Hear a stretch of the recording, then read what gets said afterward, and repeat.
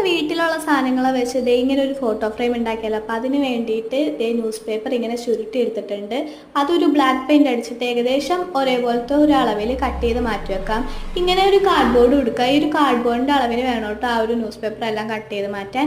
പിന്നെ അതിൻ്റെ നടുക്കളേക്ക് ഫോട്ടോ എല്ലാം വെച്ച് ജസ്റ്റ് ഒന്ന് നോക്കുക. അതിന് ശേഷം ഇതും ബ്ലാക്ക് പെയിൻറ് അടിച്ചിട്ട് ഉണങ്ങാൻ മാറ്റി വെക്കണം. പിന്നെ ഇതിൻ്റെ നടുക്കളേക്ക് നമ്മൾ ഫോട്ടോവും ഒട്ടിച്ച് കൊടുക്കുക.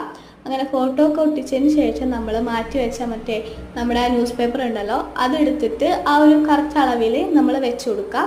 ആ ഒരു കറക്റ്റ് അളവിൽ തന്നെ വെക്കുമ്പം ഇങ്ങനെ 4 സൈഡിലും നമുക്ക് കറക്റ്റായിട്ട് തന്നെ വെക്കാൻ പറ്റും. അങ്ങനെ അത് കറക്റ്റായിട്ട് വെച്ചിട്ട് നമ്മൾ ഒട്ടിച്ച് എടുക്കുക. അങ്ങനെ ഒട്ടിച്ചെടുത്തിട്ട് നമുക്ക് വേണമെങ്കിൽ ഇതിൽ പെയിൻറ്റും കാര്യങ്ങളൊക്കെ അടിക്കാം. ഞാനിവിടെ metallic colour, gold metallic colour അടിക്കുന്നുണ്ട്. അപ്പോൾ ഇതാണ് നമ്മുടെ ഫൈനൽ ലുക്ക്. നമുക്ക് വീട്ടിൽ തന്നെ അങ്ങനെ പൈസ ചിലവും കാര്യങ്ങളൊന്നും ഇല്ലാതെ സ്വന്തമായിട്ട് ചെയ്യാൻ പറ്റുന്നതാണ്. അപ്പോൾ ഇഷ്ടപ്പെട്ടാൽ ലൈക്ക് ചെയ്യുക, ചാനൽ സബ്സ്ക്രൈബ് ചെയ്യുക. അപ്പോൾ അത്രയുള്ളൂ. Tata bye bye.